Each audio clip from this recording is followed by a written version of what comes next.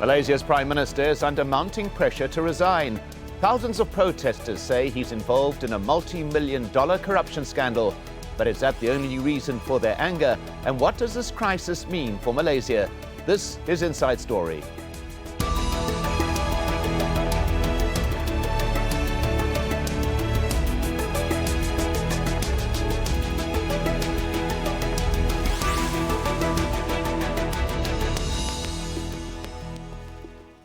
Hello and welcome to the program. I'm Mike Hanna. Malaysia's Prime Minister Najib Razak is fighting to save his political career after tens of thousands of people took to the streets for a second day, calling him to step down. Leaked documents show Najib received $700 million in his personal account, money that was linked to a heavily indebted state development fund. The Prime Minister denies any wrongdoing and has slammed the protests for tarnishing Malaysia's image. Plenty to discuss today, but first, Wayne Hay sets things up from Kuala Lumpur. They converged on the centre of Kuala Lumpur in the tens of thousands, calling for the resignation of Prime Minister Najib Razak. It hasn't happened yet, but the leaders of the so-called Bersih movement say their protest can still be called a success. The pressure now going to be on the member of parliaments, for them to put in a vote of no confidence in parliament. And this is really a message, a true signal to the Prime Minister that he needs to go. Bersih in Malay means clean, and the protesters believe the Prime Minister is anything but. As well as electoral and general political reform, they want Najib arrested on corruption charges. Last month, allegations surfaced that he had taken almost $700 million from the State Investment Fund, which he denies.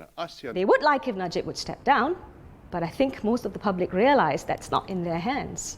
This protest was also about the changing face of politics in this country. Malays form the majority of the population, but most of the demonstrators were young ethnic Chinese, who are increasingly becoming more politically active. 24-year-old Ava Tur says she and her friends are more informed than older generations, and therefore they feel emboldened.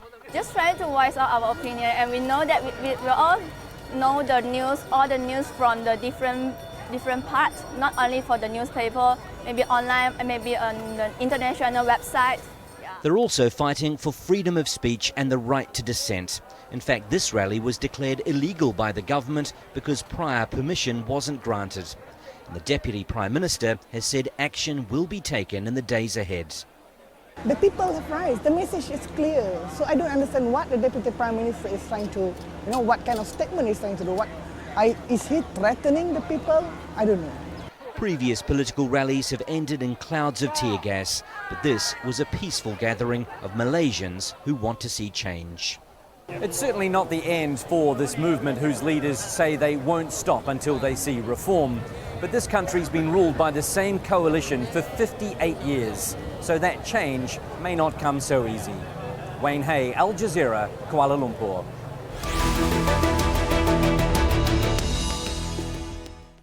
Well, let's bring in our guests.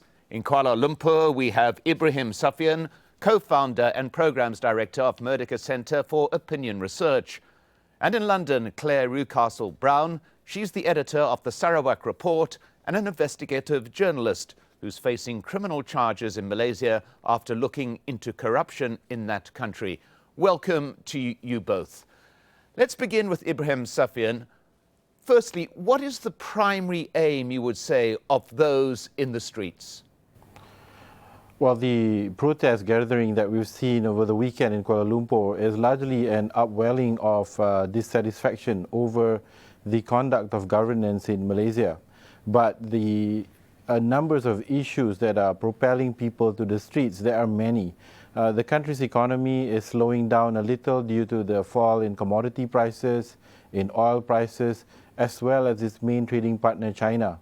In addition to that, several months ago, the government introduced a very unpopular consumption tax, which is going to affect many, many Malaysians for the first time. Well, Claire Rewcastle-Brown, it does appear that it's not necessarily an opposition protest as such, or only an opposition protest. You've seen a prominent figure, former Prime Minister of the governing coalition, Mahathir Mohamad, at both days of protest. So it does appear to be wider than a mere political opposition movement, is it not? Yes, I mean, Dr. Mahathir was the star act at this birthday rally. Who imagined that the former strong-arm Prime Minister of Malaysia would be there on the streets calling for people power? It was jaw-dropping. And, of course, what he said was equally fundamental. He accused the Prime Minister of being corrupt, a stealer and a liar.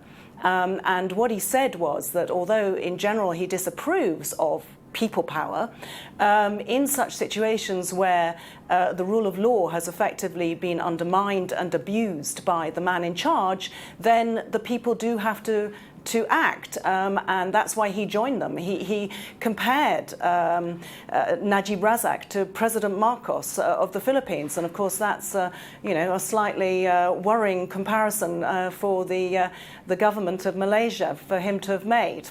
Well, Ibrahim Sufyan, this is criticism of the Prime Minister coming from within his own coalition movement. There's deep significance in this, is it not? Yeah, I mean, it is very significant because Dr. Mahathir is a strong figure in Malaysian politics. Even though he has retired for more than a decade ago, he remains a very forceful and respected figure in Malaysian politics. So the criticism that he's laid on the Prime Minister is something very serious and widely followed inside Malaysia. So what he has said today during his presence at the rally this afternoon in Malaysia does have, I think, a deeper and longer standing impact on what's going to happen in Malaysian politics over the coming weeks and months. Well, Claire Rucastle-Brown, is the governing coalition in a form of self-examination at the moment? Are they looking at themselves from within? It's been very, very hard to gauge because, of course, what Malaysians say publicly, as well, any political party is the same, is not necessarily what you're hearing being whispered behind the scenes. And then, of course, what's whispered behind the scenes, you never know if people are going to bottle out of what they're going to actually say they're going to do. So it really is a fascinating time in Malaysia, and I would bet anyone to really know what the outcome's going to be. People hope that this will be an opportunity for peaceful political change. There are so many very deeply ingrained problems with the way Malaysia is being run at the moment. And that boils down really to the fact that they've had the same political party in power for so many decades, and the Prime Minister himself during that period has accrued to that office so many powers. He holds all the levers, really, and this is what makes it so difficult to move a Prime Minister when that particular individual shows himself to be unsatisfactory. And of course, very many people in his own party have come to the conclusion that Najib Razak is an unsatisfactory Prime Minister. I mean, he and his wife form this kind of ghastly couple now in the minds of the Malaysian public. Every bit as sort of notorious for their extravagance, their unexplained wealth, and their apparent excesses. For example, an enormously expensive wedding that was recently put on for one of their children. These things have not passed the Malaysian public by. But what do you do when you get rid of someone like that in a country like Malaysia? I mean, one of the things that Mahathir pointed out was that Najib has been handing out fat checks to all the key parliamentary figures and to all the key UMNO division leaders. So, they're compromised by his own money. That was the allegation from Mahathir, and I have evidence also that that's entirely correct. So how to unjam this situation, that will be, what tells in the few weeks to come. Well, Ibrahim Sufyan, there does appear to be some elements very resistant to change within the governing coalition. For example, the leadership elections within the movement have actually been postponed for 18 months, perhaps in response to the mounting criticism of the current leadership. Is that correct? Yes, it is. The leadership election for the ruling party has been postponed 18 months from when it is scheduled at the middle of next year, which means that the selection of the party leadership wouldn't take place until the middle of 2018. And what I think will ensue within the next several years would be the further solidification of the control of the Prime Minister over the leadership, extending right down to the grassroots of his party. Because in Malaysia, in order to remove a Prime Minister, there are only, I would say, two practical ways that can be done peacefully. One, it is through a party election process, and second, it is through a motion of no confidence, a no confidence vote through the Parliament. Given the strength of the office of the Prime Minister, as well as the intricate network of, I would say, a combination of politics, patronage, and interest of the parties that make up the coalition, it is very difficult to change the political calculation as it currently stands, because the nature of the political system here is that winner generally takes all, and therefore any slip up in the process of doing something as radical as changing the Prime Minister could unravel the whole coalition in the lead up to general elections, which will be in a couple of years' time.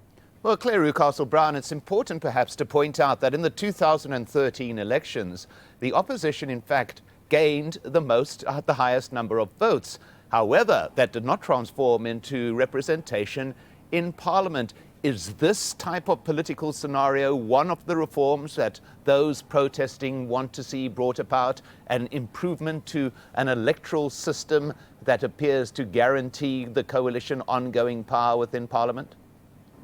Yes, I mean, I think Ibrahim articulated what is a very prevalent sense of sort of defeatism, really, that has set in Malaysia. That it almost seems impossible to change things. But there is also a very strong upswelling, particularly among the youth in Malaysia, that, you know, really enough is enough. And what's really struck me is how sophisticated these protesters are. You know, you've got a massive educated middle class of all races, actually, out on the streets of KL. And I think it really, you know, you do have two very different scenarios. One which would be a sort of, you know, absolute authoritarian outcome as described by Ibrahim, and the other, you know, the opportunity for reforms and real progressiveness in Malaysia. And I do think that, you know, I do very much hope, you know, that they have a great awareness of what's needed. There's an awareness in Malaysia that there needs to be a re-examination of the division of powers, a rebalancing.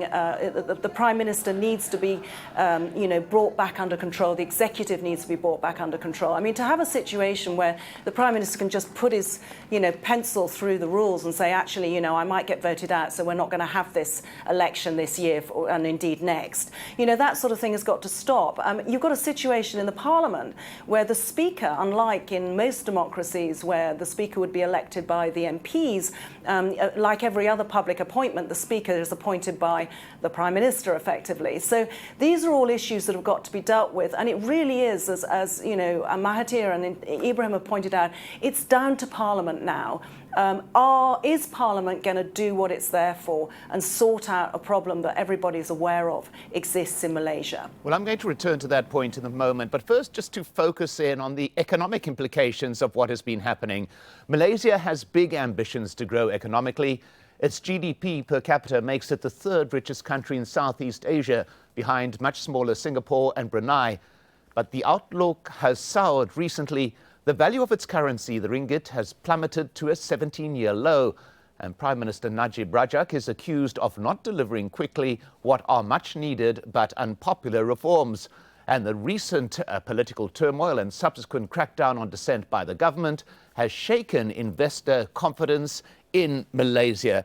Well, Ibrahim Safian, clearly there's an economic aspect to the protests that we are seeing, the economic downturn that has been happening within the country. You made mention of this right at the beginning. Do you think it is an important part of the mounting wave of dissent?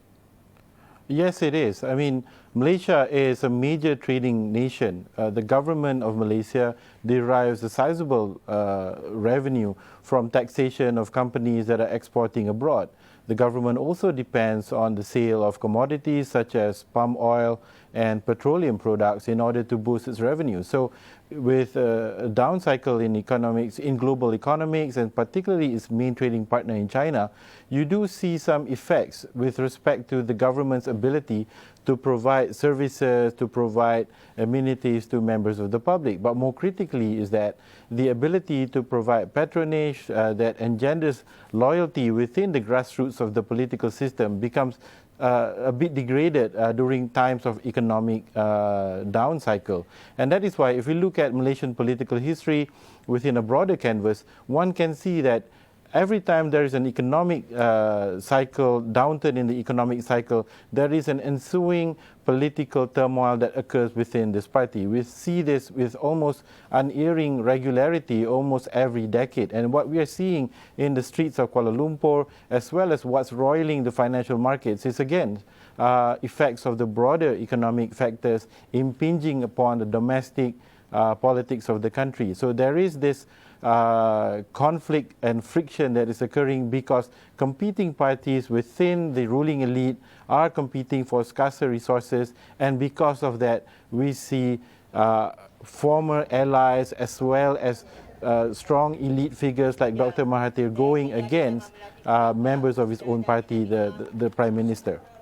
Well, Claire Rucastle-Brown, I want to return to a point that you brought up, and that is the importance of what the role that Parliament could possibly play. Now, Parliament reconvening in October, many of those protesting are attempting to force a vote of no confidence within the Parliament. Now, we've heard Ibrahim explain there very clearly the wheels within wheels and the way in which governance happens and the way in which patronage is dispersed. But do you think that parliamentarians will be hearing what those in the streets are saying as well? Is there the possibility of that no confidence vote actually going through?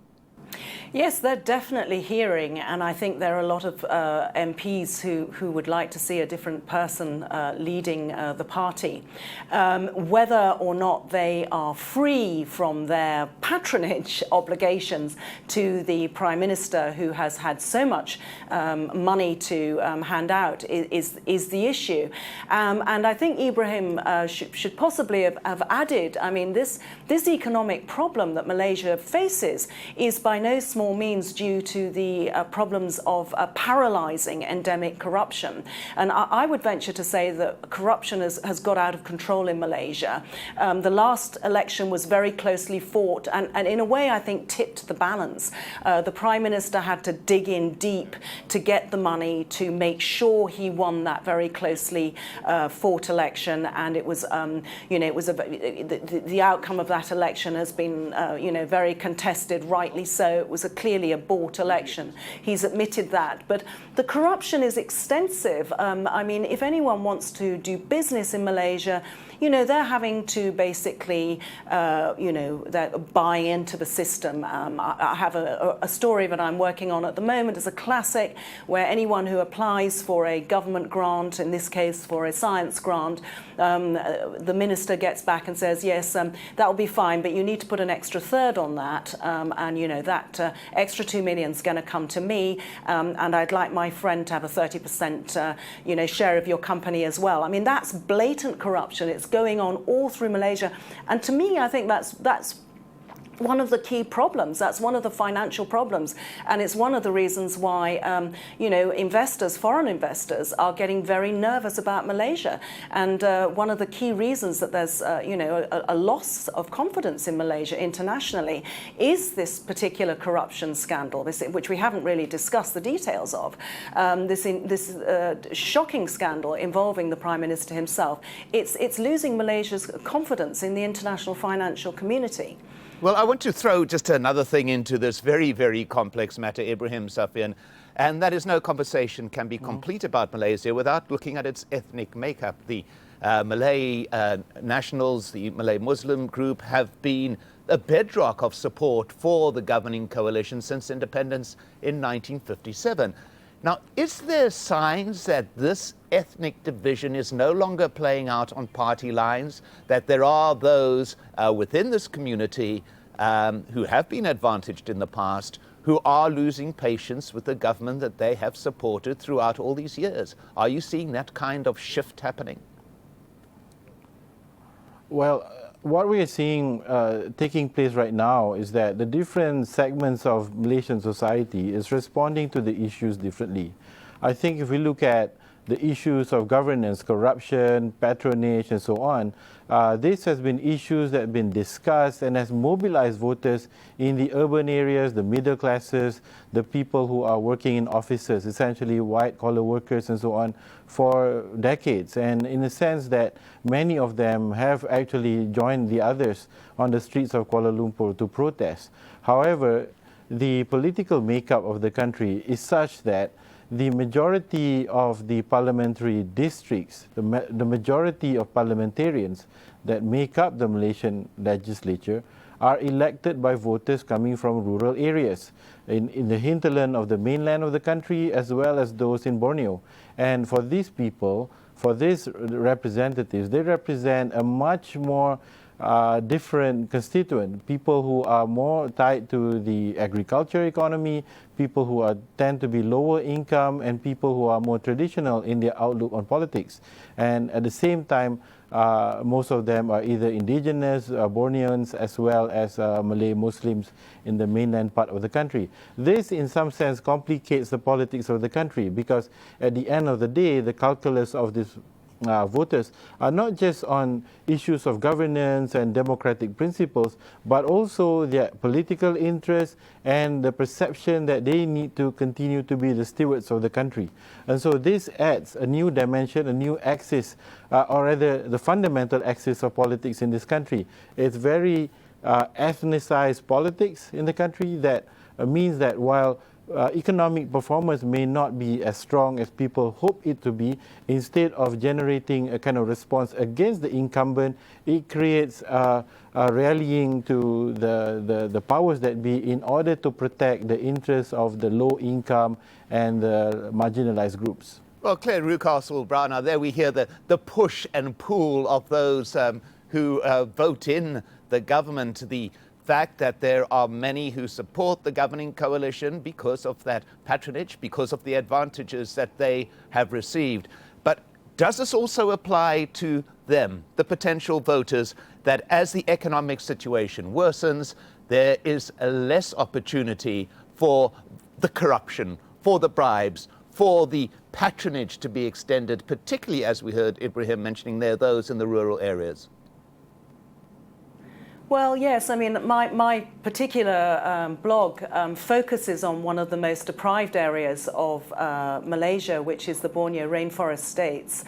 And of course, they are completely marginalized. I mean, the irony is that they are the communities that have gained least from Malaysia's last 50 years, and yet they are the most obedient when it comes to elections, because these are very isolated communities who are easily controlled by a mixture of blackmail and small bribes at election time. And the gerrymandering is getting worse. The BN see its interests there. So you're seeing these tiny rural seats being divided up again in the latest seat delineations to give more of these very malleable seats to to BN, as it were, whereas the urban seats are several times larger. You will have a rural seat of 6,000 and an urban seat of over 30,000, and that is deliberately being made worse. But yes, I think this crony elite who have settled very comfortably into sort of treating Malaysia as if they owned it, and as if they were some sort of royal inherited caste, is beginning to become too distanced from the grassroots. And there was a very interesting legal case launched last week by one of the more vocal grassroots members of UMNO in the courts, suing the Prime Minister for having taken off with this money. This well, on very that particular note, I'm afraid we'll come to an end of this extremely complex discussion. My thanks to Ibrahim Safian and Claire Rucastle-Brown. Thank you. And thank you too for watching. If you have any comments about today's show, do get in touch by going to our program page at aljazeera.com or post your comments on facebook.com/AJ Inside Story. You can also tweet us at AJ Inside Story. From me, Mike Hanna, and the whole team here, goodbye for now.